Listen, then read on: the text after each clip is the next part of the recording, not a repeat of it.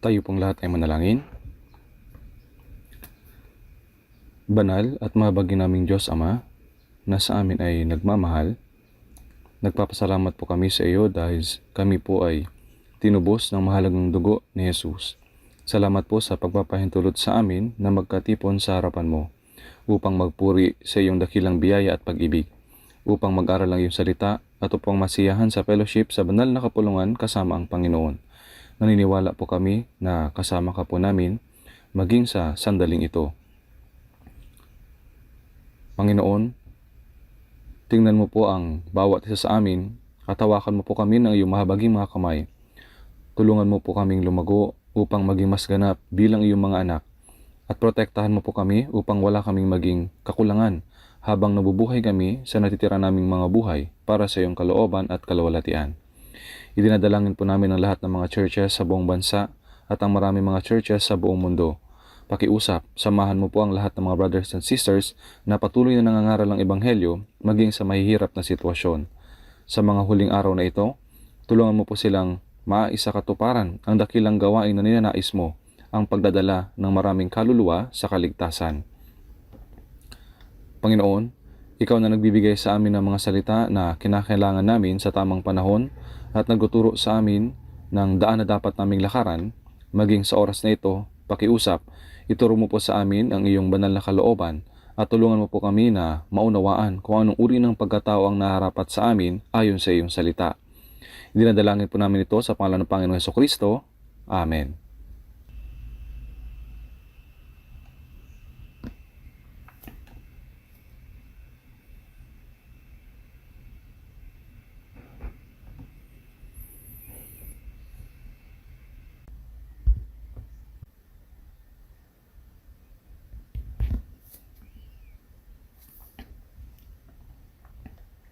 Buksan po natin ang ating mga Biblia sa Juan chapter 19.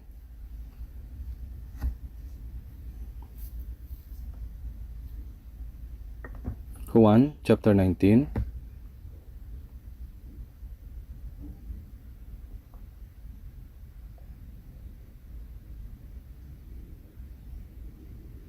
Verse 1 hanggang sa verse 9. Babasahin ko po ito. Juan chapter 19 verse 1 hanggang 9. Pagkatapos ay kinuha ni Pilato si Jesus at siya'y hinagupit. Ang mga kawal ay gumawa ng isang koronang tinik, ipinatong sa kanyang ulo at siya'y sinuotan ng isang balabal na kulay ube. Sila'y lumapit sa kanya na nagsasabi, "Mabuhay ang hari ng mga Hudyo," at siya'y kanilang pinagsusuntok. Si Pilato ay muling lumabas at sa kanila ay sinabi, "Tingnan ninyo, ilalabas ko siya sa inyo upang inyong malaman na wala akong nakitang anumang kasalanan sa kanya." Lumabas nga si Jesus na may koronang tinik at balabal na kulay ube. Sinabi ni Pilato sa kanila, "Narito ang tao." Nang siya ay makita ng mga punong pari at ng mga punong kawal, sila'y nagsigawan, "Ipako siya sa krus! Ipako siya sa krus!" Sinabi sa kanila ni Pilato, "Kunin ninyo siya at ipako ninyo siya sa krus, sapagkat ako'y walang nakitang kasalanan sa kanya." Sumagot sa kanya ang mga Hudyo, "Kami mayroong isang kautusan, at ayon sa kautosang iyon ay dapat siyang mamatay, sapagkat inaangkin niya na siya ay anak ng Diyos." Nang marinig ni Pilato ang salitang ito, ay lalo siyang natakot. Siya'y muling pumasok sa palasyo ng gobernador at sinabi kay Jesus, "Taga saan ka?" Ngunit hindi siya sinagot ni Jesus.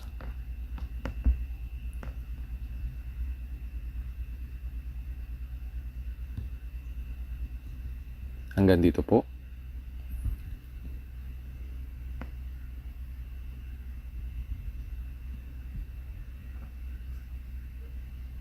Nagiging napakainit na ng panahon.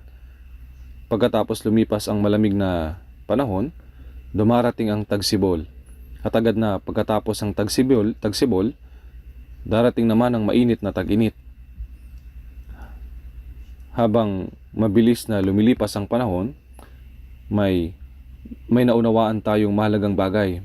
Ang araw ng pagbabalik ng Panginoon ay mas malapit na ngayon. Ito ang panahon kung kailan lahat ay tumutubo at ang mga pananim ay nagsisimulang magbunga.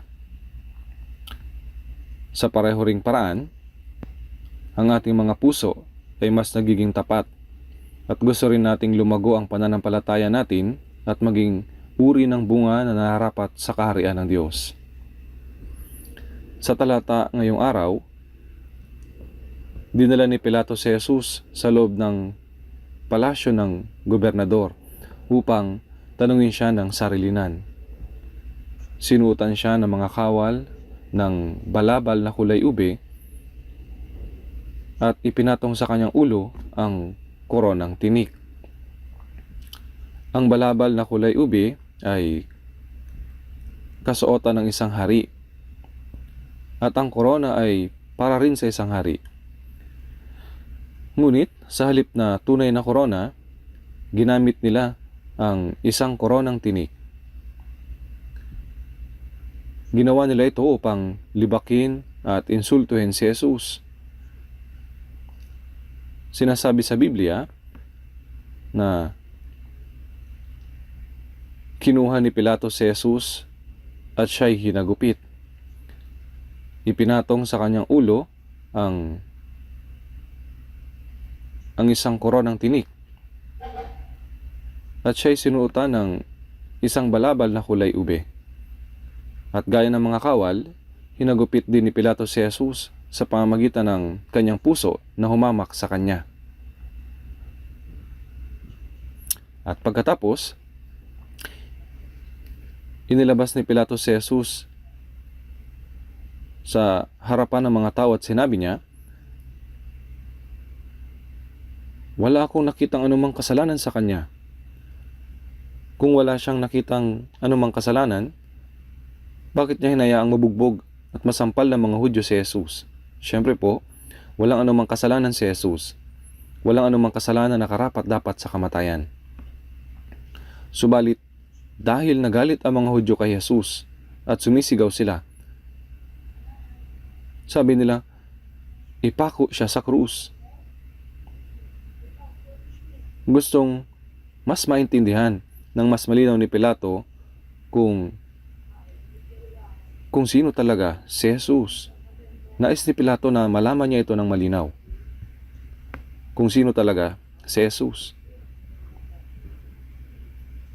Kaya, si Pilato ay muling pumasok sa palasyo ng gobernador at tinawag si Jesus at sinabi sa kanya, ikaw ba ang hari ng mga Hudyo? Sumagot si Jesus, ang kaharian ko ay hindi mula sa sanlibutan ito. Kung ang kaharian ko ay mula sa sanlibutan ito, ang aking mga tauhan ay makikipaglaban sana upang ako'y huwag maibigay sa mga Hudyo. Sinabi rin ni Jesus, Mateo 26 verse 53, o sa akala mo ba'y hindi ako maaaring tumawag sa aking ama at padadalhan niya ako ngayon din ang mahigit sa 12 pangkat ng mga anghel? Ngunit kung gayoy, paano matutupad ang mga kasulatan? Ganito ang kinakailangang mangyari. Nakahanda ang mga anghel na magpunta na may hawak na tabak. Ngunit sinabi ni Jesus, huwag kayong pumunta. Sabi ni Jesus, huwag kayong pumunta. Si Jesus ang banal na walang anumang kasalanan. Subalit pumarito siya upang magdusa ng kahihiyan, sakit at kamatayan sa krus sa lugar ng mga makasalanan. Ang mga anghel ay maaari nilang patigilin ang pagbugbog at pagpako kay Jesus sa krus. Maaari nilang dalhin agad pabalik sa langit si Jesus. Subalit, hindi iyon ang kalooban ng Diyos. Sinabi sa kanya ni Pilato, ano ang katotohanan? At dahil dito ay pumarito ako sa sanlibutan upang magpatotoo sa katotohanan. Ngunit noong sinabi sa kanya ni Pilato, ano ang katotohanan? Hindi sumagot si Jesus. si Pilato ay isang taong hindi handa o hindi karapat-dapat na tumanggap ng katotohanan. At dumating tayo sa pinakamahalagang tanong. Sa verse 9, sinabi ni Pilato kay Jesus, taga saan ka? Kapag may nakilala tayong mga dayuhan, tinatanong din natin, taga saan ka? Ibig sabihin, saang bansa ka nagmula? Subalit ang talagang tinatanong niya ay, ano ang iyong pinagmulan? Ano ang iyong tunay na likas? Hindi niya tinatanong kung ano ang bayang sinilangan ni Jesus. Ang tinatanong niya, ano ang iyong simula? Nakita niya kung gaano nagalit ang mga Hudyo. Ininsulto nila si Jesus, sinampal siya, at kung paanong nanatiling tahimik si Jesus habang binubugbog siya. Kaya labis na nag-usisa si Pilato. Sino ang taong ito? Saan siya nagmula? Nung sinabi ni Pilato na walang kasalanan si Jesus, pinagpilitan ng mga Hudyo. Pinagpilitan po nila. Kami mayroong isang kautusan. At ayon sa kautusang iyon, ay dapat siyang mamatay. Sapagkat inaangkin niya na siya ay anak ng Diyos. Kaya para sa kanila, ang sabihin ng isang tao na siya ay anak ng Diyos ay isa pong paglapastangan. Kaya po para sa kanila, kapag ang isang tao ay nagsabi na siya ay anak ng Diyos, ay isa po itong paglapastangan. Binanggit ng Lumang Tipan sa Levitico 24:16, ang lumalapastangan sa pangalan ng Panginoon ay tiyak na papatayin at babatuhin siya ng buong kapulungan. Kaya nga, dahil inangkin ni Jesus na siya ang anak ng Diyos, itinuring siya bilang isang taong naharapat sa parusang kamatayan. Kaya sa verse 8, nang marinig ni Pilato ang salitang ito, ay lalo siyang natakot. Kahit na binuto siya ng mga Hudyo ng lahat ng uri ng insulto, binugbog siya at hiningi na patayin siya. Si Jesus ay hindi sumagot kahit isang salita ng pagtatanggol o nagtaniman siya ng sama ng loob. Habang tinitingnan si Jesus, hindi lubos maunawaan ni Pilato ang kanyang katangian o ang kanyang kilos. Ganap siyang hindi nabahala at hindi natinag sa kabila ng gayon katinding pagdurusa. Maaaring naisip ni Pilato, sino kaya ang taong ito? May mga kwento sa mitolohiyang Romano na may mga Diyos na nagpapakita sa anyo ng tao. Tama? Kaya naisip ni Pilato, niya, maaaring isang Diyos siya na nagpakita sa anyo ng tao. Kung gayon, saan siya nagmula? Nagtanong siya. Sabi niya, ano ang iyong tunay na pagkakakilanlan? At sinabi kay Jesus, taga saan ka?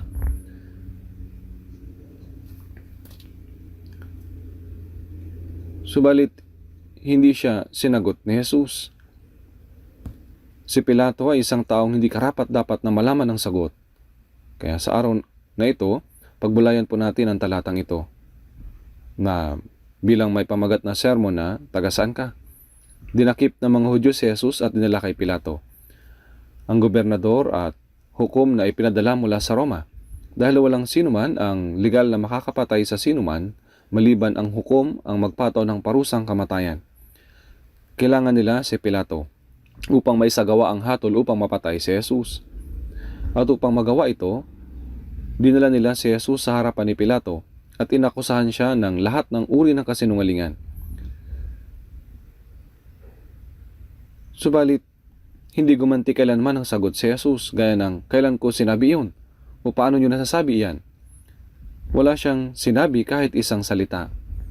Nanatili siyang labis na tahimik na para kay Pilato ay kakaiba ito. Gusto niyang magsalita si Jesus ng kahit na ano. Ipagtanggol ang kanyang sarili, sabihin na wala siyang kasalanan, o itanggi ang mga paratang sa kanya. Subalit, parang ganap na nakatikom ang kanyang mga labi. Kahit na sumisigaw ang mga Hudyo sa galit, pinaparatangan siya, at hinihingi ang kamatayan niya sa pamagitan ng mga kasinungalingan. Subalit hindi pinagtanggol ni Jesus ang kanyang sarili at walang ipinakitang paghihinanakit. Sa halip, mayroong presensya ng kadakilaan sa kanyang mukha na hindi maunawaan ng mga tao. Kaya nga, mas lalong natakot si Pilato. Kaya nagtanong siya, "Taga saan ka?" Ngunit, nanatiling tahimik si Jesus. Nakita niyang napakapayapa, kagalang-galang, at mahinahon na tumayo si Jesus sa harapan ng mga tao. Maaring nalula at natakot si Pilato sa kanyang presensya.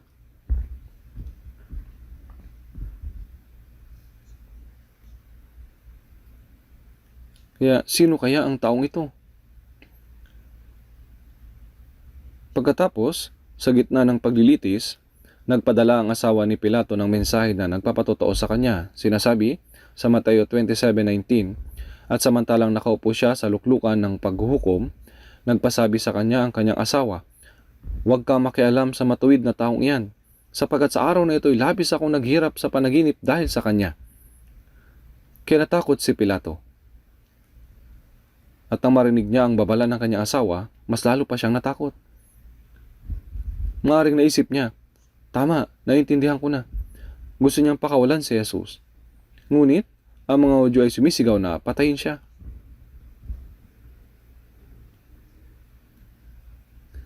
Kung hindi niya ibibigay ang gusto nila, hindi niya alam kung ano ang maaaring nilang gawin sa kanya. Sa modernong mga salita, maaaring gumawa sila ng malaking protesta. Sa katunayan, sinasabi sa Mateo 27 verse 24, kaya't nang makita ni Pilato na wala siyang magawa, sa halip ay nagsisimula pa nga ang isang malaking gulo. Dahil walang kasalanan si Jesus, ang mga tao ay nagsimula ng magkagulo. Sa ganito, katensyonadong sandali, tinanong ni Pilato si Jesus tungkol sa kanyang pinagmulan. Sinabi niya, "Saang lupalop ng mundo ka nanggaling? Ano ang iyong tunay na pagkakakilanlan?" 2026 taon na ang nakalipas. Isinilang siya ng isang berhen sa lupay ng Israel at lumaki hanggang naging 30 taon bilang anak ng isang karpentero. Pagkatapos, sa loob ng 3.5 taon ng kanyang pampublikong ministeryo, naglakbay siya kasama ang 12 alagad na mga mahihirap at mga walang pinag-aralan sa pamantayan ng mundo. Sa loob ng 3.5 taon na iyon, nagpatotoo siya tungkol sa Diyos, ipinangaral ang kanyang ebanghelyo, binuhay niya ang mga patay, nilinis niya ang mga kitongin, binuksan niya ang paningin ng mga bulag, at gumawa siya ng maraming mga himala na ipinahayag na siya ang anak ng Diyos. Isang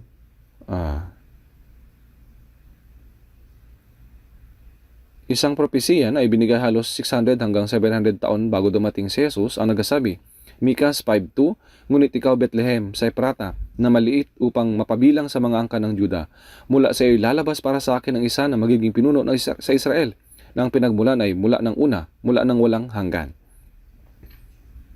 Inulit din po ito sa Mateo chapter 2 verse 6.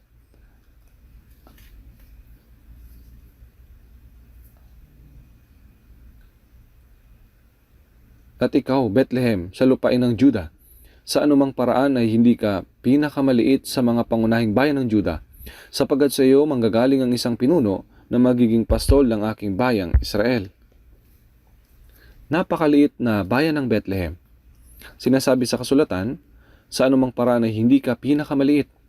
Ibig sabihin, kahit na sa pisikal na aspeto, ito ay natatanging espesyal na lugar. Ipinaalala sa atin ng Micas chapter 5 verse 2 na ang pinagmulan ay mula ng una, mula sa sinaunang panahon. Ang Diyos ang tanging nag-iisang umiiral mula sa pinakasimula, mula sa sinaunang panahon.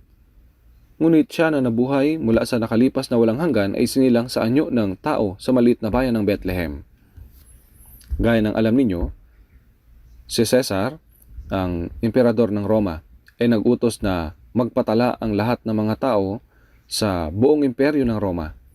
Kaya nagpunta ang lahat sa kanilang mga bayang sinilangan para magpatala. Nakatakdang ikasal si Maria kay Jose. At ang kanilang bayang pinagmulan ay ang Bethlehem. Kaya naglakbay sila upang magparehistro doon. Ngunit dahil napakaraming tao ang mga nagtipon, sinasabi sa atin ng Lucas chapter 2 verse 7, sapagkat walang lugar para sa kanila sa bahay panuluyan. Sa makabagong mga salita, bawat bahay panuluyan at hotel ay puno na lahat. May mga nakalagay na walang bakante. Sa lahat ng lugar na puntahan nila, sa mga panahong iyon, buntis na si Maria at malapit ng manganak. Talagang walang lugar na pwedeng pagsilangan kay Jesus dahil wala silang pagpipilian. Nanatili sila sa isang lugar kung saan nakakulong ang mga hayop at si Jesus ay isinilang doon at inilagay sa sabsaban. Ang sabsaban ay isang kainan para sa mga hayop. Hindi natin tiyak na alam kung iyon ay sabsaban ng mga baka o kabayo, subalit mukhang kulungan iyon para sa mga kabayo. Isang lugar na puno ng amoy ng dumi ng hayop dahil wala silang magawa kundi ang manatili sa lugar na iyon. Isinilang si Jesus doon. Sinasabi sa Lucas chapter 2 verse 7, binalot niya ito ng mga lampin at inihiga sa isang sabsaban. Inuulit ko, ang sabsaban ay kainan ng mga hayop. Gaya ng isang malalim na kahoy na ginagamit na lalagyan ng pagkain ng mga hayop. Sino ang taong ito na isinilang sa isang maliit na probinsyang bayan ng Bethlehem, sa kulungan ng mga hayop, at nilagay sa loob ng kainan ng hayop? Sinasabi sa atin ng kasulatan na siya ay kapantay ng Diyos, ang siyang lumalang ng mga langit at lupa. Sinasabi sa Pilipos chapter 2 verse 6 na siya, bagamat nasa anyo ng Diyos, ay hindi niya itinuring na isang bagay na dapat panghawakan ng pagiging kapantay ng Diyos, kundi hinubaran niya ang kanyang sarili at kinuha ang anyong alipin na naging katulad ng tao. At palibhas ay natagpuan sa anyo ng tao, siya ay nagpakababa sa kanyang sarili at naging masunurin hanggang sa kamatayan, maging sa kamatayan man sa krus. Kapantay niya ang Diyos. Sinasabi sa Mikas chapter 5 verse 2 na ang pinagmulan ay mula ng una, mula ng walang hanggan. Ngunit siya na nabuhay mula sa walang hanggan ay walang lugar na pinagsisilangan. Kaya ipinanganak siya sa isang sabsaban. Kapag talagang iniisip natin ang eksenang iyon, hindi tayo mapigilang magtaka. Paano niya nagawa ang gayong bagay para sa atin? Noong pumarito si Jesus sa mundong ito, parang walang lugar kung saan tatanggapin siya. Inihiga siya sa kainan ng hayop.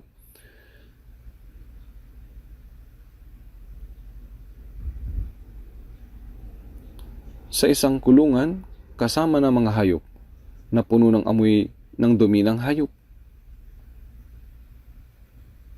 Ano pong sinasabi nito sa atin?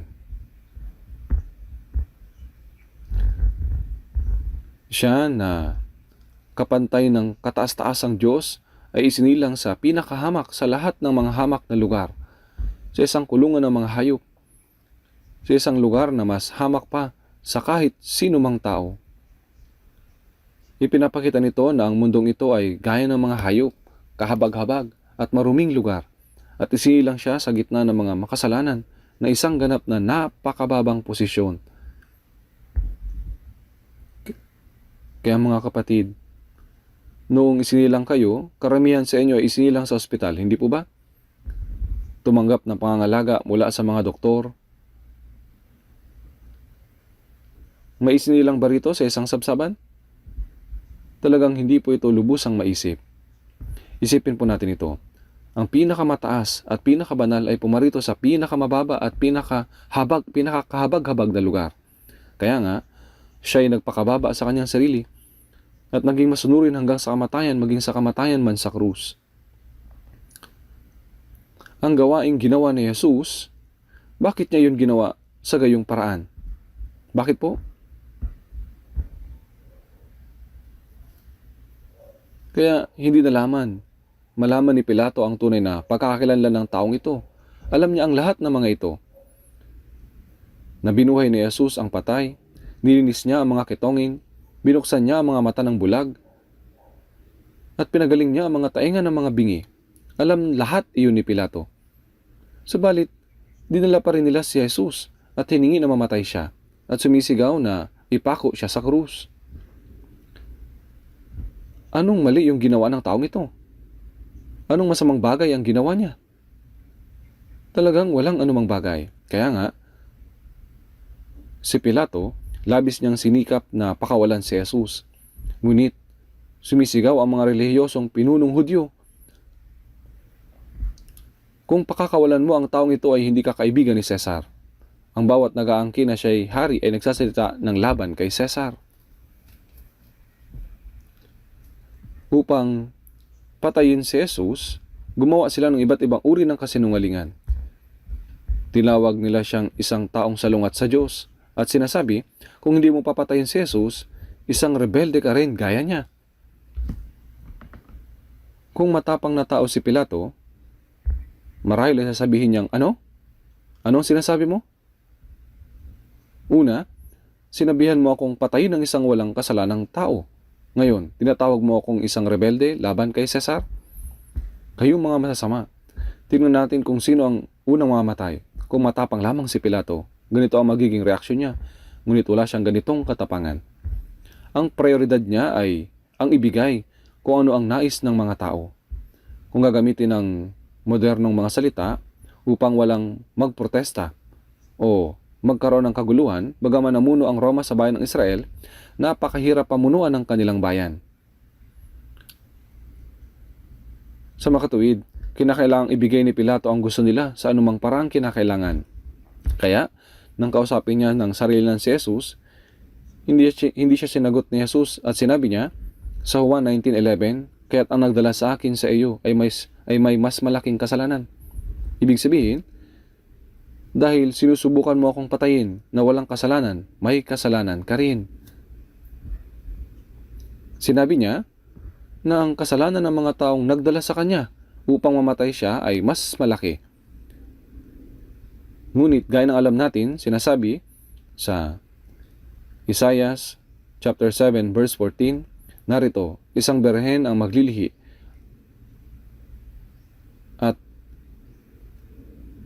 manganganak ng isang lalaki at kanyang tatawagin ang kanyang pangalan na Emmanuel. 700 taon bago dumating si Jesus, naipropesiya ito sa Isaiah 7 verse 14 na ipapanganak siya sa pamamagitan ng katawan ng isang berhen. At una nang sinabi ng Diyos na siya ang Mesiyas na sinugo ng Diyos. Kung titingnan po ninyo sa Isaiah chapter 9 sa verse 6, sinasabi, sapagkat sa atin ay pinanganak ang isang bata, at ang pamamahala ay maaatang sa kanyang balikat. Tatawagin siyang anak ng Diyos.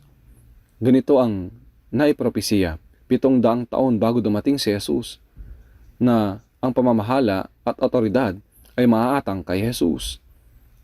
At siya ay tatawaging anak ng Diyos.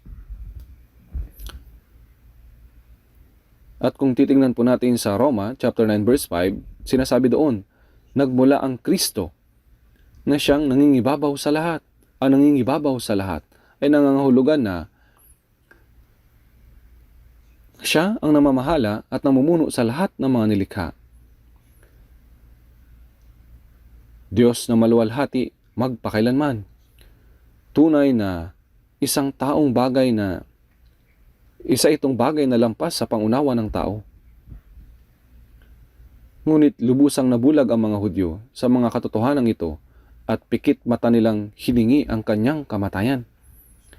Natakot sila na kapag iniwan nilang mag-isa si Jesus at maraming tao ang sumusunod sa kanya, marahil paghinalaan sila ng Roma na nagsisimula ng revolusyon na isang kilusang laban o kilusang para sa kalayaan. Nagpaalala sila na marahil pakilusin ng Roma ang kanilang hukbo at muling atakihin ang Israel. Kaya nga inisip nila, bakit hindi lang natin patayin ang taong si Jesus na pinakaugat ng kaguluhan para matapos na ito? Kaya tingnan po natin sa Juan chapter 6.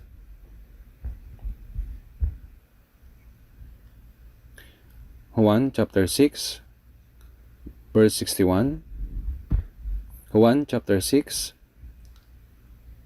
verse 61. Basahin po natin ng sabay.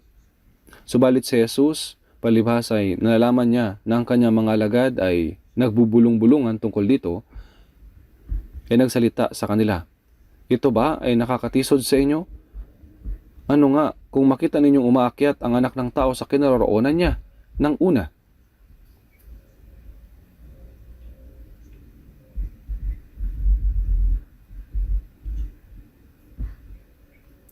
Ibig sabihin nito ay ang sinabi ni Jesus. Sa Juan 6:51, ako ang tinapay na buhay na bumabang galing sa langit. Nang marinig ito, inisip maging ng mga alagad na ano? Bumaba galing sa langit si Jesus? Tunay na nagsasabi siya ng mga kakaibang mga salita paminsan-minsan. Nahirapan ang mga alagad na pag-isipan ang tungkol dito. Kaya nga, sinabi ni Jesus, naging problema ba para sa inyo na sinabi kong bumaba akong galing sa langit? Ito ba ay nakatisod sa inyo? Anong ako makita ninyong umakyat ang anak ng tao sa kinaroroonan niya ng una? Upang mapatunayan na siya ay bumaba mula sa langit, nang umakyat sa langit si Jesus, kinailangan niya umakyat sa langit sa harapan ng kanyang mga alagad. Nang ipanganak siya sa Bethlehem sa Judea. Subalit sinasabi sa Mateo chapter 2 verse 6, at ikaw, Bethlehem, sa lupay ng Juda, sa anumang paraan ay hindi ka pinakamaliit sa mga pangunahing bayan ng Juda, sapagkat sa iyo manggagaling ang isang pinuno na magiging pastol ng aking bayang Israel. Sinabi niya sa Mikas 5:2 na ang pinagmulan ay mula ng una, mula ng walang hanggan. Maging sa Mikas chapter 5 verse 2, sinasabi ng pinuno ay lalabas mula sa Bethlehem. Ngunit saan siya manggagaling? Siya na ang pinagmulan ay mula ng walang hanggan. Siya na nabuhay mula sa pinakasimula. Ang Diyos lamang ang nabuhay simula pa ng pasimula, hindi po ba? Sa makatuwid, siya ay kapantay ng Diyos, ang Ama, ang Anak, at ang Espiritu Santo. Ang tatlong persona ng Diyos, bagaman hindi natin lubos na unawaan sa pamamagitan ng ating kaalaman bilang tao, ang Diyos ay isa, ngunit siya ay may tatlong persona. Sa makatuwid, nang likhain ang mga langit at lupa sa Genesis chapter 1, naroon din si Jesus. Kaya sinabi ng salita ng Diyos sa Genesis 1:26, sinabi ng Diyos, dalangin natin ang tao sa ating larawan ayon sa ating wangis. Kaya siya ay nag-iisa lamang. Bakit? Niya sinabing natin. O natin. Sinasabi ng Diyos ang salitang Hebreo ay Elohim. Ito ay isulat sa plural form o anyong pangmaramihan. Hindi ibig sabihin na mga Diyos. Sa pangmaramihan, isa lang ang Diyos, ngunit siya ay may tatlong personang Diyos. Ang Ama, ang Anak, at ang Espiritu Santo. Lalangin natin ang tao sa ating larawan. Maging nang itinayo ang Tore ng Babel pagkatapos ng baha, sinabi ng salita ng Diyos, Genesis 11:7, halikayo, tayo bumaba at ating guluhin ang kanilang wika, upang hindi nila maunawa ng pananalita ng bawat isa. Ginamit ang salitang tayo. Nagpatuturid si Jesus tungkol sa Diyos na sinasabi sa Juan 3:11, katotohanan sinasabi ko sa iyo, kami ay nagsasalita tungkol sa nalalaman namin at nagpapatotoo sa nakita namin. Subalit hindi niyo tinanggap ang aming patotoo. Ang salitang kami ay mula sa perspektibo ng Diyos. Ibig sabihin, nagpatotoo kami sa inyo, ngunit hindi ninyo ito tinanggap. Dahil kapantay siya ng Diyos, si Jesus ay nagmula sa langit. Nang marinig ito, lubusan nagulat ang mga alagad na iniisip na, sana hindi siya nagsalita ng gayong mga bagay. Ang ibig nilang sabihin ay lampas ito sa kanilang pangunawa. Kaya sinabi ni Jesus, ito ba ay nakakatisod sa inyo?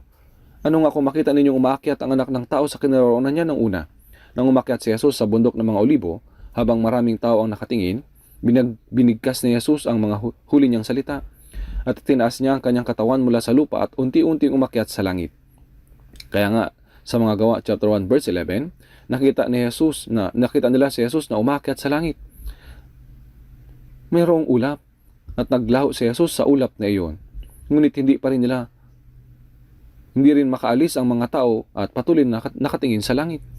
Sa mga Gawa chapter 1 verse 10 hanggang 11, samantalang nakatitig sila sa langit at siya'y papalayo, biglang may dalawang lalaki ang tumayo sa tabi nila na may puting damit at nagsabi, kayong mga lalaking taga Galilea, bakit kayo nakatayong tumitingin sa langit?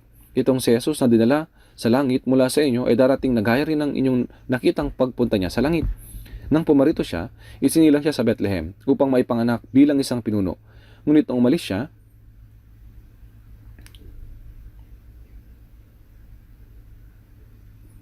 umakyat siya sa langit sa kanyang muling pagdating. Tingnan po natin sa Juan chapter 7, verse 27. Juan chapter 7, verse 27. Babasahin ko po mula verse 27 hanggang 29. Subalit, naalalaman natin kung saan nagmula ang taong ito. Subalit, ang Kristo, pagdating niya ay walang nakakaalam. Walang makakaalam kung saan siya magmumula. Sumigaw si Jesus habang nagtuturo sa templo, "Ako'y inyong nakikilala at nalaman din ninyo kung taga saan ako. Hindi ako pumarito sa aking sariling otoridad, subalit ang nagsugo sa akin ay siyang totoo at hindi ninyo nakikilala. Nakikilala ko siya sapagkat ako'y mula sa kanya at siya na nagsugo sa akin."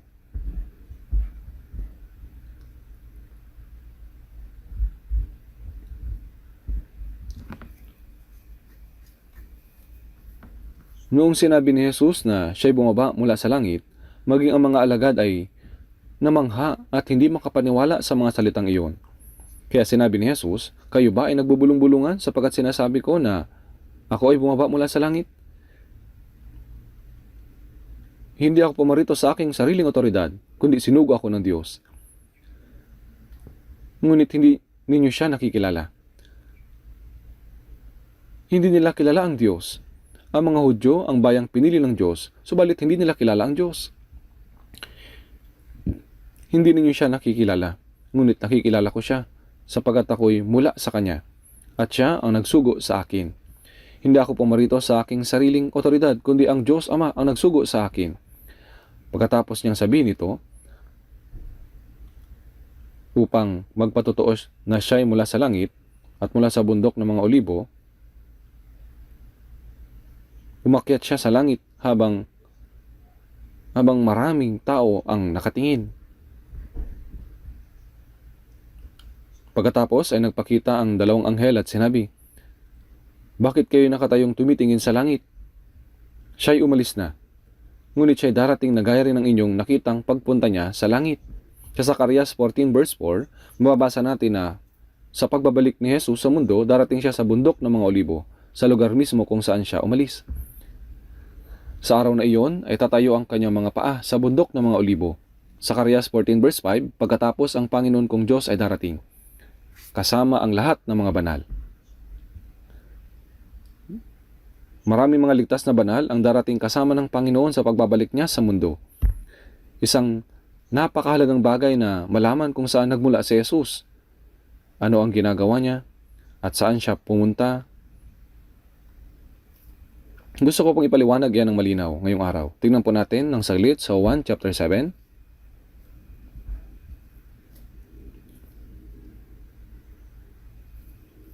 Verse 27. Subalit nalalaman natin kung saan nagmula ang taong ito. Subalit ang Kristo, pagdating niya ay walang makakaalam kung saan siya magmumula. Hinintay ng mga Hudyo ang pagdating ng Kristo, ang Mesiyas. Ngunit sinabi nila, subalit ang Kristo, pagdating niya ay walang makakaalam kung saan siya magmumula. Subalit nalalaman nating ang taong ito ay isinilang sa Bethlehem. At meron siyang ina at mga kapatid na lalaki. Paano nga niya nasasabi na siya ay mula sa langit? Kilala nila si Jesus, ngunit hindi talaga nila siya kilala ng lubos. Mali at mababaw ang pagkakilala nila sa Kanya. Tingnan din po natin saglit sa Juan chapter 8. Basahin po natin Juan chapter 8 verse 14.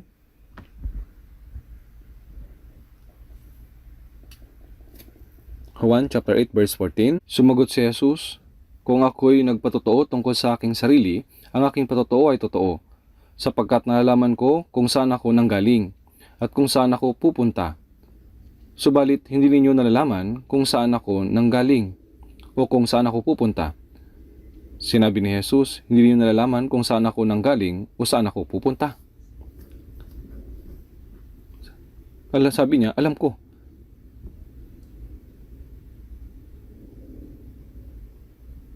Tingnan din po natin ang verse 21. Juan chapter 8, verse 21 hanggang 23. Muli niyang sinabi sa kanila, aalis ako, at ako'y inyong hahanapin, at mamamatay kayo sa inyong kasalanan. Sa aking pupuntahan ay hindi kayo makakapunta. Sinabi ng mga Hudyo, magpapakamatay kaya siya sapagkat kanyang sinabi, sa aking pupuntahan ay hindi kayo makakapunta. Sinabi niya sa kanila, kayo'y mga taga-ibaba, at ako'y taga-itaas. Kayo'y mga taga-sanlibutang ito, ako'y hindi taga-sanlibutang ito.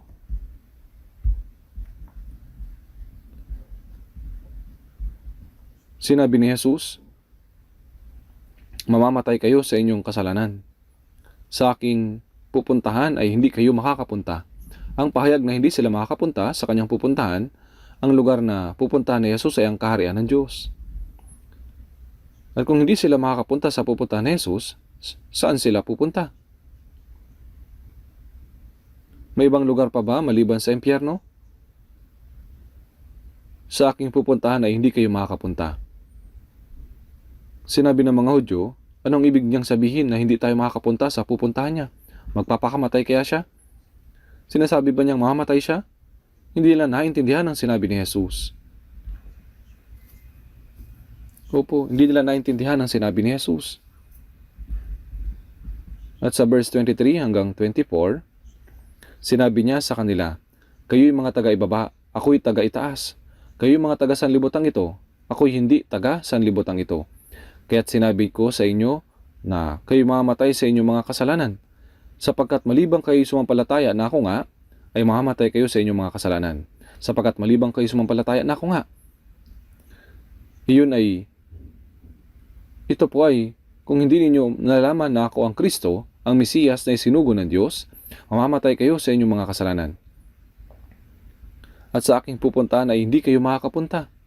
Ito ay talagang nakakatakot na pahayag. Subalit, mukhang hindi ito naunawaan ng mga Hudyo ang ibig niyang sabihin. Maging sa ngayon, maraming tao na nagsasabing naniniwala sila kay Jesus ay hindi malinaw na kilala si Kristo at walang nabuong personal na relasyon sa buhay at pagkatao ni Kristo. Gaya ng mga Hudyo, hindi nila kilala ng malinaw si Jesus. Kaya nga, sinabi niya, sa aking pupuntahan ay hindi kayo makakapunta. Kung titingnan po ninyo sa 1:17 verse 3, at ito ang buhay na walang hanggan, na ikaw ay makilala nila na isang Diyos na tunay, at si Jesucristo na iyong sinugo. Ang buhay na walang hanggan ay una, ang pagkakilala sa Diyos na tagapaglikha at ang pagkakilala kay Jesucristo na kanyang sinugo. Sinabi dito ng pagkakilala sa Diyos at ang pagkakilala sa Kristo na sinugo ng Diyos ay ang buhay na walang hanggan. Sa pamamagitan ng tiyak na pag-alam tungkol sa pinagmulan ni Jesus, maaari tayong magkaroon ng buhay na walang hanggan at personal na relasyon sa Diyos. Ang ibig kong sabihin, kapag kilala natin ang Diyos at lubos na nakilala si Jesucristo, ang buhay na walang hanggan at ang isang espiritual at personal na relasyon sa Diyos ay naitatatag. Dapat makilala ng mga tao ang Diyos at si Jesucristo. Kung alam nila kung saan nagmula si Jesus, kung bakit siya namatay sa krus, nabuhay na muli, at kung saan siya nagpunta, matutuklasan nila ang kanilang sariling walang hanggang kapalaran kay Jesus. Ang pagkaalam kung saan nagmula si Jesus, ano ang kanyang ginawa, at kung saan siya nagpunta, ang pagkaalam sa pinagmulan ni Jesus, ibig sabihin ay may direktang kaugnayan ito sa kapalaran ng ating mga kaluluwa at buhay na walang hanggan.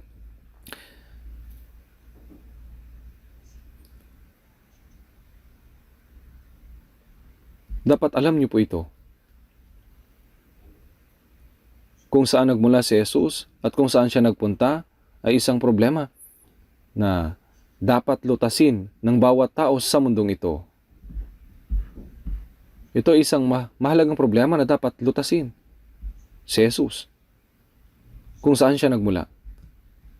Kung ano ang kanyang ginawa. at kung saan siya nagpunta. Alam po natin ito, hindi po ba? Ang taong nakakaunawa sa biyaya ng Diyos sa pamamagitan ng Biblia ay alam kung saan nagmula si Jesus at kung bakit siya pumarito. Alam nila kung anong uri ng gawain ng kanyang ginawa nung siya ay dumating sa mundong ito. At kung saan siya nagpunta. Ang pagdating ni Jesus, ang gawain ginawa ni Jesus at ang pag-alis ni Jesus ay direktang konektado sa ating buhay at sa ating walang hanggang kapalaran.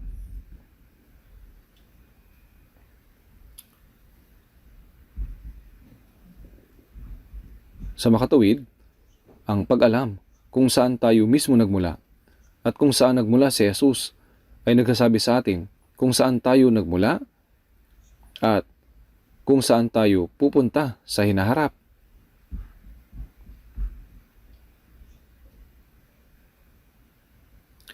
Kung kilala mo si Jesus ng lubos, dahil ikaw mismo ay konektado sa Kanya, ito po ay direktang nauugnay sa iyong mahalaga at walang hanggang kapalaran. Na si Jesus ay nagmula sa Diyos, tinupad ang lahat ng gawain ng pagtubos ayon sa kalooban ng Diyos at nagtungo sa Diyos. Iyan po ang tanong kung saan nagmula si Jesus, para saan siya nabuhay, at kung saan siya nagtungo. Ito po ay direktang nauugnay sa kapalaran ng ating kaluluwa. Tingnan po natin saglit sa Juan chapter 16.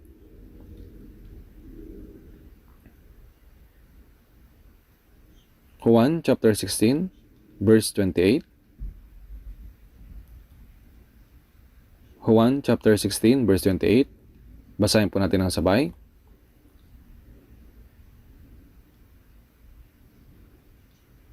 Basahin po natin ang sabay. Ako'y nagbuhat sa Ama at dumating ako sa sanlibutan.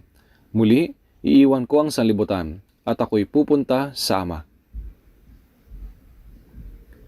Itong sinabi ni Jesus sa mga alagad. Ako'y nagbuhat sa Ama at dumating ako sa sanlibutan. Muli, iiwan ko ang sanlibutan at ako'y pupunta sa Ama. Basahin din po natin ang verse 27. Sapagkat ang Ama mismo ang nagmamahal sa inyo, sapagkat ako'y inyong minahal at kayo'y minanampalataya na ako'y buhat sa Diyos. Ang mga salita ni Jesus, sapagkat kayo nanampalataya na ako'y buhat sa Diyos. Pinaniwalaan nito ng mga alagad sa pamamagitan ng mga salita ni Jesus. Sapagkat kayo nanampalataya na ako'y buhat sa Diyos, sapagkat ang Ama mismo ang nagmamahal sa inyo. Ang pananampalataya na siya ay nagmula sa Diyos, gumawa ng isang tiyak na gawain at bumalik sa Diyos. Yan po ang ibig sabihin ng pagsampalataya kay Jesus. Sinabi niya na minamahal ng Diyos ang mga sumasampalataya rito. Sumasampalataya tayo sa katotohanan ito, hindi po ba? Ang bawat bagay na ginawa ni Jesus noong siya ay dumating sa mundo ay lubos ang ginawa para sa ating kapakanan, para sa atin. Kung saan nagmula si Jesus, ano ang ginagawa niya, para saan siya nabuhay, at kung saan siya nagtungo ay nagbigay ng tiyak na kasagutan sa ating tadhana. Ang kanyang pagparito mula sa Diyos ay para iligtas ang ating mga kaluluwa. At ang kanyang pagtungo sa Diyos ay upang iligtas tayo at dalhin tayo sa Diyos. Ang Diyos ay naging tao upang gawin ang tao na gaya ng Diyos. Ang lahat ng bagay na ginawa ni Jesus noong pumarito siya, ang lahat ng mga bagay na ginawa ni Jesus noong pumarito siya sa sanlibutan ay ginawa para sa atin. Tama po? Upang iligtas tayo. Pumarito siya upang iligtas tayo at nagtungo rin siya sa Diyos. Ngayon, ang taong nakaunawa ng biyaya ng Diyos at naligtas, tayo rin, gaya ni Jesus, at pupunta na ngayon sa Diyos. Siya ay nagmula sa Diyos at tutungo sa Diyos. Kung titingnan ninyo sa Juan 14 verse 6, sinabi sa kanya ni Jesus, ako ang daan at ang katotohanan at ang buhay. Sino man na hindi makarating sa Ama, kundi sa pamagitan ko. Sinabi ni Jesus, siya ang daan patungo sa Diyos. Ako ang daan. Dahil sa kasalanan ng tao, ang daan patungo sa Diyos ay naputol. Tama po? Gayunpaman, Dahil naparito si Jesus sa mundo, tumubos para sa kasalanang iyon, nabuhay muli, at umakyat sa langit, ang daan patungo sa Diyos ay nabuksan. Sinabi, sino man ay hindi makarating sa Ama kundi sa pamamagitan ko. Sapagkat naunawaan natin ang biyaya ng Diyos at sumasampalataya na ang ating mga kasalanan ay natubos na, magkakasama tayong pupunta sa lugar kung saan pupunta si Jesus. Sapagkat siyang lumikha sa atin, ayon sa wangis ng Diyos ay ang Diyos. Tayong mga Kristiyano ay nagmula rin sa Diyos. Bakit tayo naparito? Naparito tayo upang tumanggap ng kaligtasan. Si Jesus ay dumating upang magligtas, at tayo ay dumating para matanggap ang kaligtasan. Kapag naligtas na tayo, pupunta rin tayo sa lugar na pinuntahan ni Jesus magpakailanman. Kaya nga, binigyan tayo ni Jesus ng tiyak na kasagutan kung saan tayo nagmula, para saan tayo nabubuhay at kung saan tayo tutungo. Sa Pilipos chapter 2 verse 6 hanggang 7, na siya bagamat nasa anyo ng Diyos, kundi hinubaran niya ang kanyang sarili at kinuha ang anyong alipin na naging katulad ng tao. Si Jesus ay hindi lang isang tao. Ang Diyos ay naging tulad ng tao. Bakit? Upang iligtas ang tao. At ang tao ay naging katulad ng Diyos. Si Jesus ay nagmula sa langit. Tinubos ang lahat ng mga kasalanan ng mundong ito at bumalik sa langit. Si Jesus ay pumunta sa langit upang iligtas tayo at dalhin tayo sa Diyos. Kaya naman, kung anong ginawa ni Jesus nung siya ay pumarito sa mundo at kung saan siya pumunta, ay direktang may kaugnayan sa atin. Gustong malaman ni Pilato, taga saan ka? Ngunit hindi siya sinagot ni Jesus.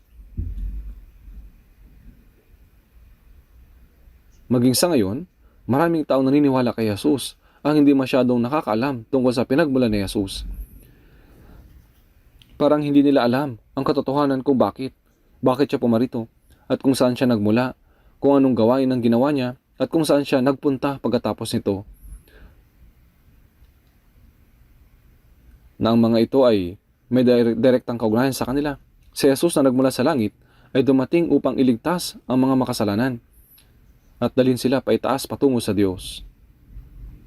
Buksan po natin sa unang Pedro, chapter 3.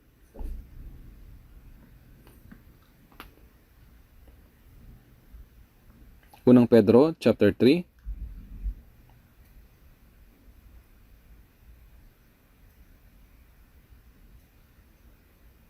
Unang Pedro, chapter 3, verse 18.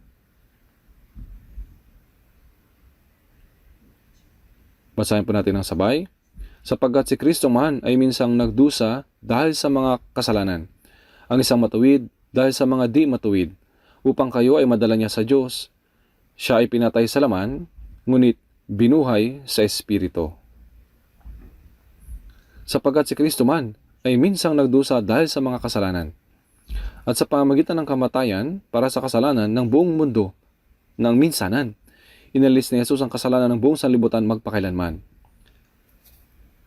Dahil sa isang tao, si Adan, na nagkasala, ang kasalanan ay pumasok sa sanlibutan.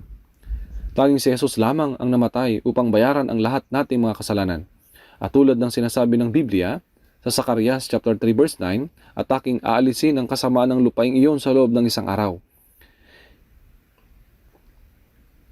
Inalis niya ang kasalanan ng sanlibutan ng minsanan, ang isang matuwid para sa mga hindi matuwid. Si Jesus ay namatay para bayaran ang ating kasalanan.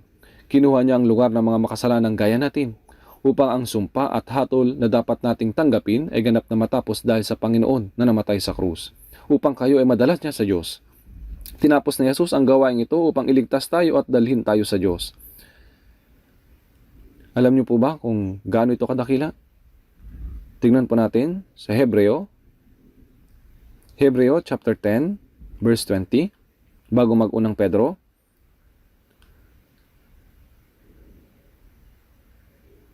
Hebreo chapter 10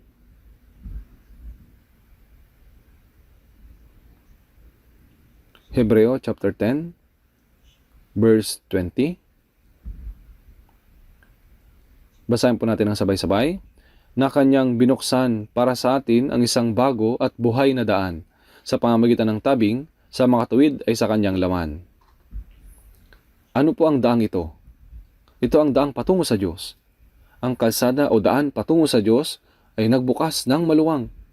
Ang daang iyon ay naharangan dahil sa kasalanan. Ngunit ito'y nabuksan nung namatay si Jesus sa krus.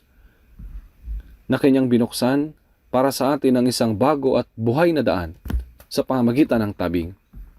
Tungkol sa tabing, alam ninyo na ang bayan ng Israel ay nagkaroon ng isang templo. Sa loob ng templo, naroon ang dakong banal at kabanal-banalang dako, kung saan naroon ang Diyos. Minsan sa isang taon, tuwing Hulyo 11, ang pinakapunong pari ng Israel ay pumapatay ng tupa o kambing para sa mga kasalanan ng bayan at kinukuha ang dugo nito.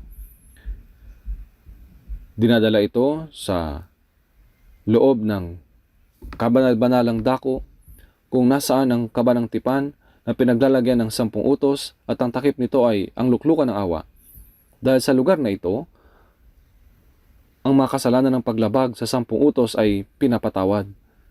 Siya ay nanalangin doon habang winiwisik ang dugo ng 7 ulit. Pagkatapos, ang mga kasalanan ng bayan ng Israel ay pinatawad.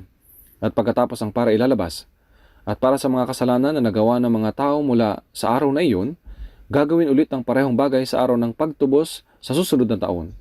Ibig sabihin, ng kabanal-banalang dako ay isang banal na lugar sa harapan ng Diyos. At ang punong pari na pumapasok ay kumakatawan kay Jesus, na siyang ating pinakapunong pari. Ang pagwisik ng dugo sa kaba ng tipan ay nagpapakita na si Jesus ay namatay sa krus para mabayaran ang ating mga kasalanan sa paglabag sa kautusan ng Diyos. Iyon ay natapos minsan magpakilanman. Kung ito ay hindi natapos ng minsanan, sinasabi sa Hebreo chapter 9 na si Jesus ay kailangang magdusa ng paulit-ulit, taon-taon. Ngunit hindi ganun ang ginawa niya. Ito ay dahil pumasok siya na minsan magpakilanman. Sa gayoy, tinitiyak ang walang hanggang katubusan. Kaya sa Hebreo chapter 10 verse 20, ang daan ay ang daang patungo sa Diyos. Binuksan para sa atin ang isang daan, isang bago at buhay na daan sa pamamagitan ng tabing. Sa makatuwid ay sa kanyang laman. Ang tabing ay harang sa pagitan ng Diyos at ng mga tao. Noong namatay si Jesus doon sa krus, sinasabi sa Mateo 27, at nang sandaling iyon, ang tabing ng templo ay napunit sa dalawa, mula sa itaas hanggang sa ibaba. Ano pong ibig sabihin nito? Ibig sabihin na ang pader na nakaharang sa daan sa pagitan ng Diyos at ng tao ay wala na ngayon. Binuksan para sa atin ang isang bago at buhay na daan sa pamamagitan ng tabing. Dahil namatay si Jesus sa krus, ang tabing na humaharang sa daan sa pagitan natin at ng Diyos ay wala na. Opo, wala na. Pinunit ni Jesus. Pinunit ito ni Jesus, kaya ito ay binuksan para sa atin ang isang bago at buhay na daan sa pamamagitan ng tabing, sa makatuwid ay sa kanyang laman. Dahil ang pisikal na katawan ni Jesus ay namatay doon sa krus. Noong ang sibat ay umulos sa dibdib ni Jesus at ang dugo at tubig ay dumanak, ang tabing ay tuluyang napunit. Ang daan patungo sa Diyos ay nabuksan. Ang walang hanggang kapatawaran ay natapos minsan magpakailanman.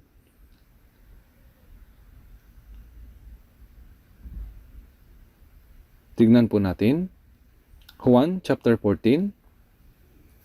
Juan chapter 14.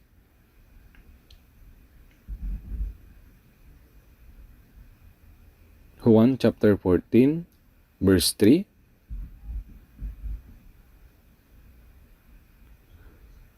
Basahin po natin ang sabay-sabay. At kung ako'y pupunta roon at may handa ko ang isang lugar para sa inyo, ako'y babalik at kayo'y tatanggapin ko sa aking sarili, upang kung saan ako naroon, kayo rin ay naroroon. Juan 14 verse 3. At kung ako'y pupunta roon at may handa ko ang isang lugar para sa inyo, ibig sabihin po na siya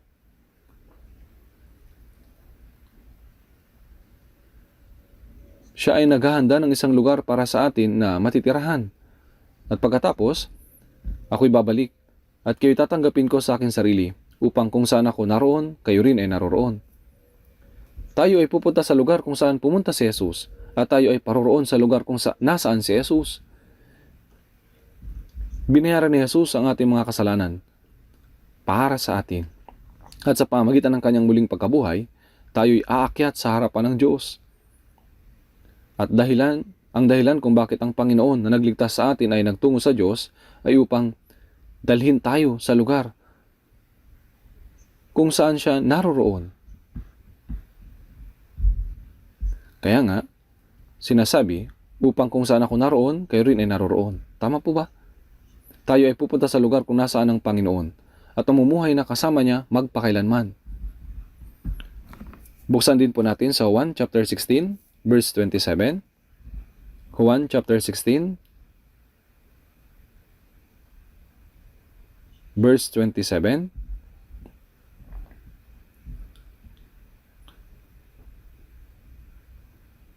Verse 27 at 28, babasahin ko po.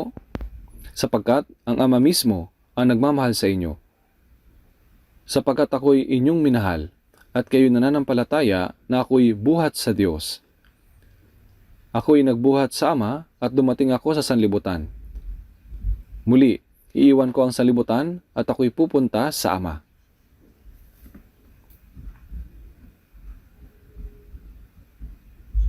Sinabi ni Jesus, sapagkat ang Ama mismo ang nagmamahal sa inyo, sapagkat ako'y inyong minahal, at kayo'y nanampalataya na ako'y buhat sa Diyos. Si Jesus ay nagmula sa Diyos, at muling nagbalik sa Diyos. Ibig sabihin, siya ay nagmula sa Diyos. Tinapos ang gawain ng kaligtasan, at bumalik sa Diyos. Sinabi niya na iniibig ng Diyos ang mga tao na naniniwala dito. Noong kanyang sinabi, sapagkat ang Ama mismo ang nagmamahal sa inyo, sapagkat ako'y inyong minahal. Ako'y nagbuhat sa Ama at dumating ako sa sanlibutan. Muli iiwan ko ang sanlibutan at ako'y pupunta sa Ama. At sinabi ng mga alagad, ngayon nagsasalita kang malinaw. Ang lahat ng kanilang mga katunayan ay nasagot, katanungan ay nasagot. Tayo rin ay tutungo sa lugar kung saan nagtungo si Jesus. Sa Ecclesiastes 12 verse 7, sinasabi, at ang alabok ay bumalik sa lupa, na gaya ng una, at ang espiritu ay bumalik sa Diyos na nagbigay nito. Kapag namatay ang katawan, ito ay babalik sa alabok. At ang espiritu na ito ang kaluluwa ay babalik sa Diyos. At sa Job 19:26 sinasabi, aking balat. Ano po ang kasunod? Na masira? Kapag tayo ay namatay, ang ating katawan ay babalik sa alabok. At pagkatapos na masira ng ganito ang aking balat, may makita ko ang Diyos sa aking laman.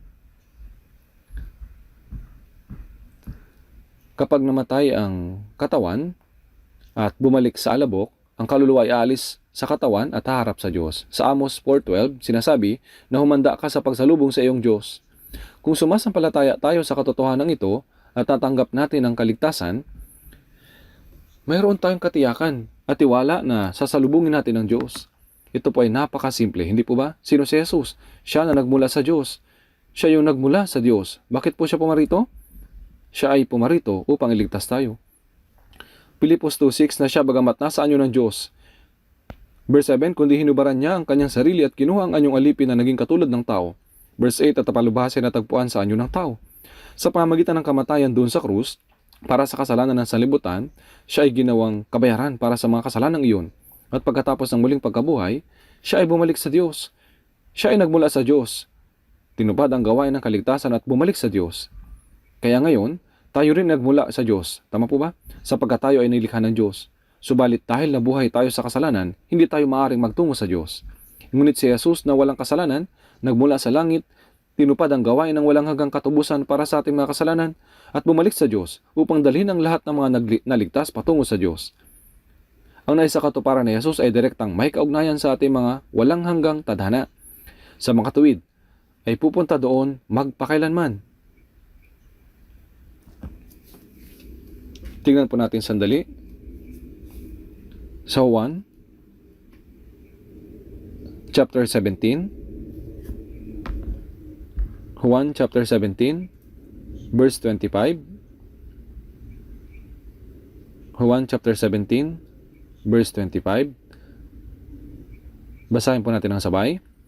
O makatarungang Ama, hindi ka nakilala ng sanlibutan, ngunit nakikilala kita, at nakikilala ng mga ito na ikaw ang nagsugo sa akin. Sinabi ni Jesus, O makatarungang Ama, hindi ka nakikilala ng sanlibutan, ngunit nakikilala kita. Hindi nakikilala ng sanlibutan si Jesus, tama po ba? Ang lahat ng mga taong hindi sumasampalataya sa mundo ay hindi siya nakikilala. Kahit na ang bayan ng Israel ay hindi siya nakilala. Kahit ngayon, ang bayan ng Israel ay hindi nalalaman na si Jesus ay nagmula sa langit at siya ang Mesiyas na sinugo ng Diyos. Kahit ngayon, ang mga Hudyo ay lubusang hindi naniniwala sa bagong tipan. Juan 17:26, ipinakilala ko sa kanila ang pangalan mo at aking ipapakilala upang ang pag-ibig mo sa akin ay mapa sa kanila at ako'y sa kanila.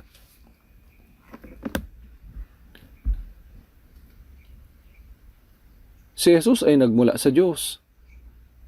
Tinupad ang buong gawain ng kaligtasan at pagkatapos ay bumalik sa Diyos. Ito ang dahilan kung bakit si Jesus ay ang naging daan para sa atin. Ako ang daan at ang katotohanan at ang buhay. Sino man na hindi makarating sa Ama kundi sa pamamagitan ko.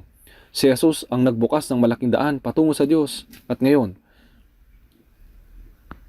tayo ay naglalakbay sa daan na iyon. Sa makatuwid, nung sinabi na sapagkat ang Ama mismo ang nagmamahal sa inyo, sapagkat ako'y inyong minahal at ako'y nananampalataya at kayo nananampalataya na ako'y buhat sa Diyos.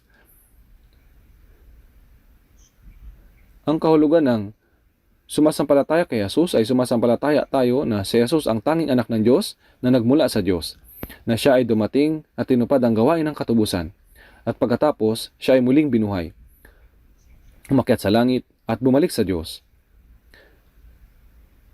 Kapag sumampalataya tayo sa katotohanan ito, tayo rin ay pupunta sa lugar kung saan nagtungo si Jesus. Tinanong ni Pilato si Jesus, taga saan ka? Sa palagay ko ay hindi nalalaman ni Pilato ang sagot hanggang sa araw na siya ay mamatay, sapagkat hindi sinabi sa kanya ni Jesus. Sinabi sa kanya ni Pilato, ano ang katotohanan? Hindi rin sinagot ni Jesus ang tanong na iyon. Nais malaman ni Pilato kung saan nagmula si Jesus. Subalit dahil hindi sumagot si Jesus sa kanya, marahil siya ay namatay nang hindi nalalaman ang sagot. At kapag namatay ang isang tao nang hindi na kailanman nalalaman, gaya ng sinasabi sa Juan 8:21, sa aking pupuntahan ay hindi kayo makakapunta. Tama po ito. Tingnan po natin ang sandali, Juan chapter 8. Juan chapter 8, verse 24. Verse 24. Basahin po natin ang sabay-sabay.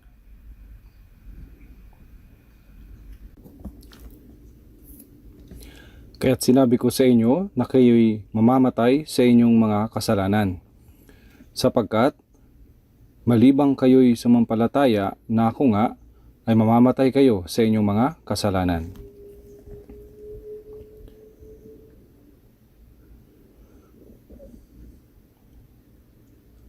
Kaya't sinabi ko sa inyo na kayo'y mamamatay sa inyong mga kasalanan, sapagkat malibang kayo'y sumampalataya na ako nga. Siya po ang Mesiyas.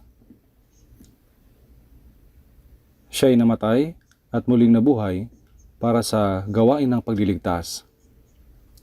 Ginawa ang pagtubos para sa ating mga kasalanan.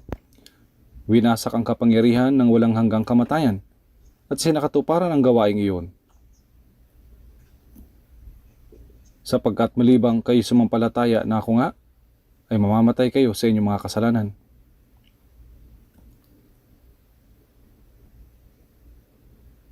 Kung ang isang tao ay hindi sumasampalataya, kung gayon ay wala siyang relasyon sa Panginoon. Malibang kayo sumampalataya, kung gayon, sa aking pupuntahan ay hindi kayo makakapunta. Ito ay talaga nakakatakot na mga salita. Sa verse 21, muli niyang sinabi sa kanila, aalis ako, at ako'y inyong hahanapin, at mamamatay kayo sa inyong mga kasalanan, sapagkat sa aking pupuntahan ay hindi kayo makakapunta. Ito ay nakakatakot na salita. Sa aking pupuntahan ay hindi kayo makakapunta. Kung hindi makakapunta ang isang tao sa lugar na pupuntahan ng Panginoon, kung gayon, saan siya pupunta? Sinasabi sa Mateo 25:41, "Lumayo kayo sa akin, kayo mga sinumpa.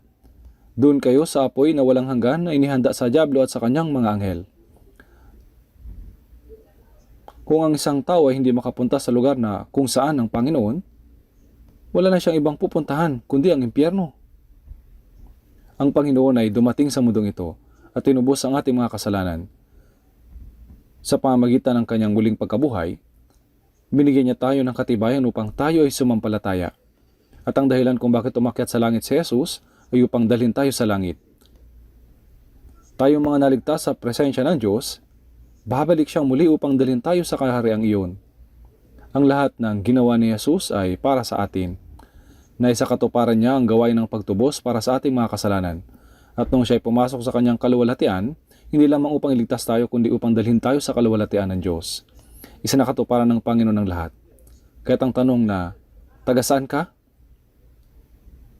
Kung saan nagmula ang Panginoon, anong ginawa niya, at saan siya pumunta, ay may direktang kinalaman sa ating kaligtasan. At tayo rin ay magtutungo sa lugar kung saan nagpunta ang Panginoon. Kaya nga sinabi, upang kung saan ako naroroon, kayo rin ay naroroon. Tayo rin ay nabubuhay magpakailanman sa lugar kung nasaan ang Panginoon. Sa unang Tesalonica chapter 4 verse 16, sapagkat ang Panginoon mismo ang bababa mula sa langit na may sigaw, may tinig ng arkanghel at may trompeta ng Diyos. Noong siya ay dumating sa unang pagkakataon, siya ay dumating sa Bethlehem na nasa hamak na kalagayan. He who once on earth was scorned, now in the glory is returned.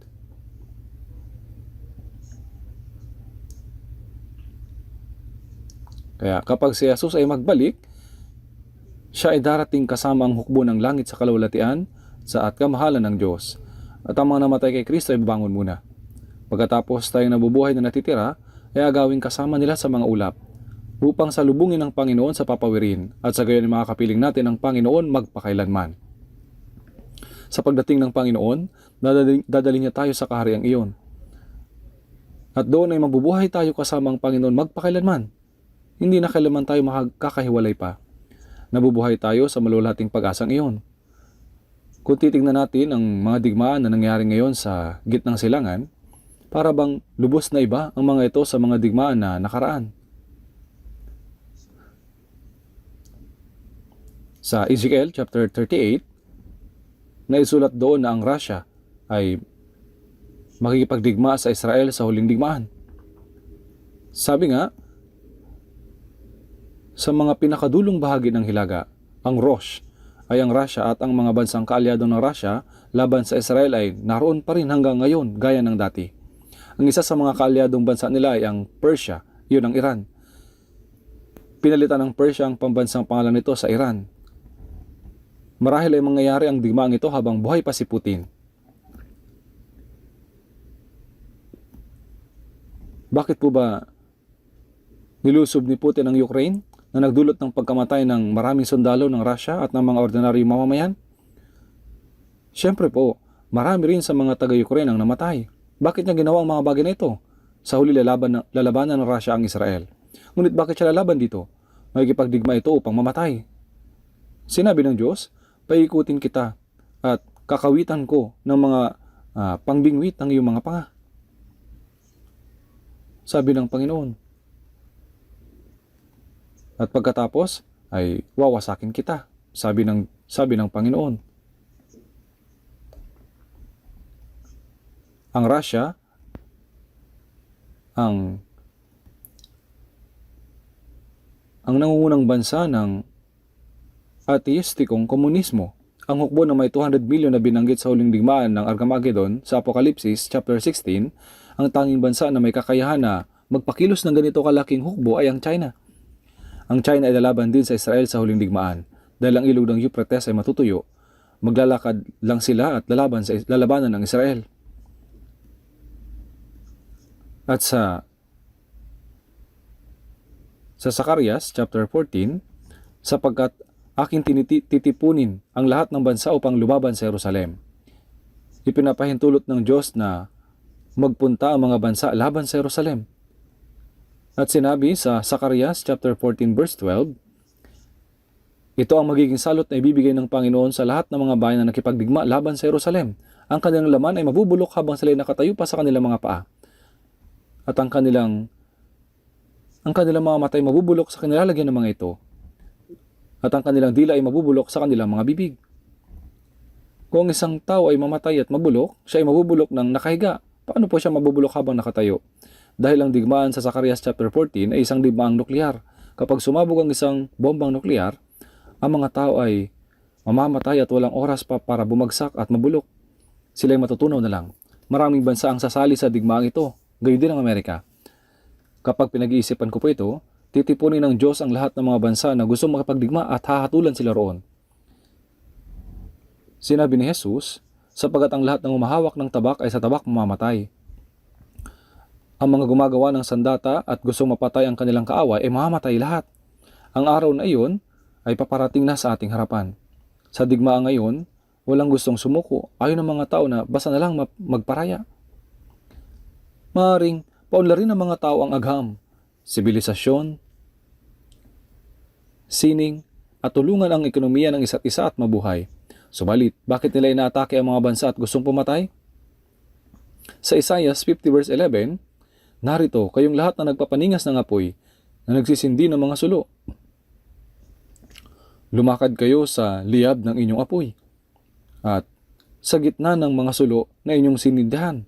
Ito ang makakamit ninyo sa aking kamay, kayo hihiga sa pagpapahirap. Sila'y masusunog ng mga bomba na sila mismo ang gumawa. Nung nanalangin ako noong nakaraang gabi, bigla ko yung naisip, ang mga may gusto na sa digmaan ay mamamatay sa pamamagitan ng digmaan. Kapag titingnan natin ang mga digmaan, walang sumusuko. Wala sa parehong panig ang nagpapakita ng ganitong tanda. Sinasabi nila na lalaban sila hanggang sa huli kahit namamatay sila. Anong mangyayari kung lalaban sila hanggang sa huli hanggang mamatay sila? Lahat po ay mamamatay. Gusto nilang mamatay. Lumakad kayo sa liyab ng inyong apoy at sa gitna ng mga sulo na inyong sinindihan. Nasa harapan na natin ito. Hindi na ito malayo. Bago mangyari ang digmaang iyon, darating ang Panginoon. Kaya ano po yung gagawin natin? Maring dumating ang Panginoon sa araw na ito. At kahapon, nagkaroon kami ng meeting bilang paghahanda para sa summer retreat. Kaya marami ang dumating. Parang may 5,000 katao ang nagtipon sa main hall. Naghahanda kami para sa summer retreat ngayong taon. Ngunit ang Panginoon ay maaaring dumating bago ang summer retreat. Maaaring ito ang huling retreat. Mga kapatid, hindi po ito isang biro. Hindi po ito isang biro. Walang mali kung dumating ang Panginoon anumang oras ngayon. Lahat ay handa na. Kaya nga, dapat tayong maghanda upang salubungin ng Panginoon na darating. At dapat tayong manatiling gising. Sa Mateo 24:42, magbantay kayo sapagkat hindi ninyo nalalaman kung anong araw darating ang inyong Panginoon. Hindi natin na alam kung anong taon, anong buwan o anong araw siya darating. Subalit, alam natin na ang araw ng pagdating ng Panginoon ay napakalapit na. Kaya kailangan nating manatiling gising. At hindi na marami ang mga natitirang araw para tayo mabuhay ayon sa kalooban ng Panginoon, para sa Panginoon at para ipangaral ang Ebanghelyo. Kaya dapat nating gawin ang lahat ng ating makakaya ngayong huling mga araw na ito. Kung nabubuhay tayo ayon sa laman hanggang sa ngayon, kung gayon, sa huling pagkakataong ito na ibinigay sa atin, dapat tayong mabuhay ng matapang para sa Panginoon. Kung gayon, magagawa nating makatayo sa harapan ng Panginoon na walang ikakahiya. Para sa summer retreat sa taong ito, manalangin na po tayo ngayon pa lamang upang maraming mga kaluluwa ang madala sa Panginoon at maligtas sila. Isipin niyo po ang mga taong i-evangelize ninyo at gumawa kayo ng mga plano. Nawa, maraming mga kaluluwa ang maligtas sa pamamagitan ng pagkakataong ito. Magkakaroon ng 7 beses na summer retreat sa taong ito. Kung maraming mga tao ang maligtas sa summer retreat na ito, maaaring dumating ang Panginoon agad pagkatapos nito. Isaalang-alang po natin ang huling mga pagkakataong ito. Manalangin po tayo.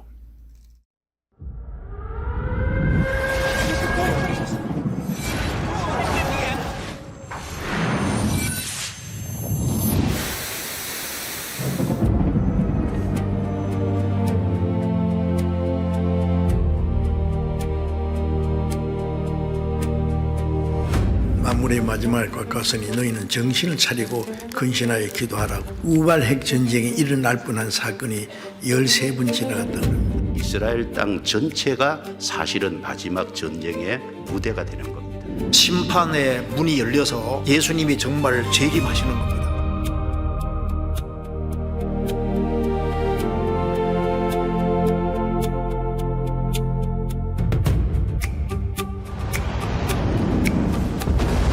핵전쟁이 나서 인류가 전멸하는 마지막 전쟁이 될 겁니다. 만국의 성들도 무너지니 큰 성 바벨론이 하나님 앞에 기어가신 바 되어 그의 맹렬한 진노의 포도잔을 받으며 지금은 전초전이고 예고편이고 앞으로 마지막 전쟁이 있다라는 것을 분명히 합니다. 예수님이 지상재림까지 하니까 누가 피하겠습니까? 그러니까 아무도 못 피한다는 말입니다.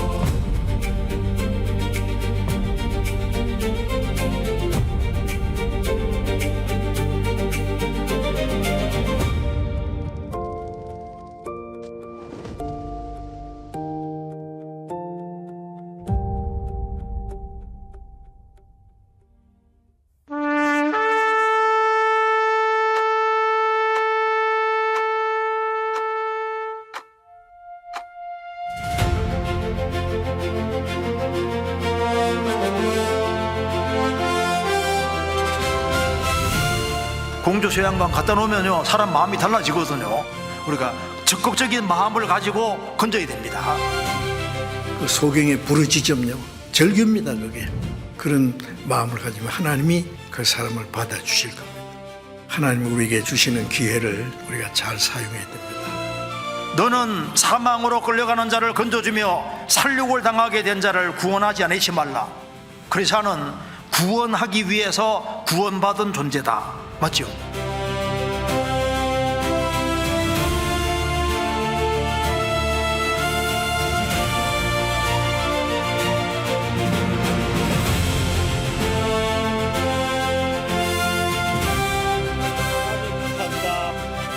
감사합니다. 땡큐.